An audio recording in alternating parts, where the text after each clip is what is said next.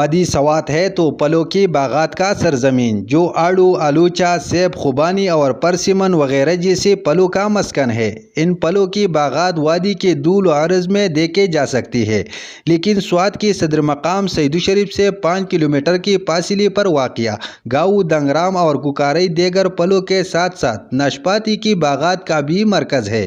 ناشپاتی کو سیب کا قریبی کزن کہا جاتا ہے۔ اس کا پہلا فائدہ تو یہ ہے کہ یہ بھوک کی کمی کو دور کر دیتا ہے، کیونکہ اس میں ریشہ زیادہ ہوتا ہے۔ باغات کے علاوہ اس کی پودے بھی سڑک کی کناری موجود ہے۔ یہاں کی ناشپاتی جولائی کے مہینے میں پک کر علاقائی منڈیوں تک پہنچ جاتی ہے اور کسانوں کو کسی محنت اور سرمایہ لگائے بغیر لاکھوں روپے آمدن دیتی ہے۔ ناشپاتی کی باغات پر تو بہت کم سرمایہ لگتا ہے، کیونکہ اس میں نہ کھاد کی ضرورت ہوتی ہے اور نہ اتنی محنت کی، لیکن آمدنی زیادہ ملتی ہے۔ سوات میں ناشپاتی کی ایک قسم پڑاؤ جسامت میں بڑا، میٹھا، رس سے بھرپور اور نہایت خوش ذائقہ ہوتا ہے، جبکہ ناشپاتی ٹانگئی، بٹنگ اور دوسری اقسام بھی یہاں اگتی ہے۔ یہ باغات پچھلی 70-80 سال سے بغیر کسی کھاد اور ادویات کے بغیر پھل دے رہے ہیں۔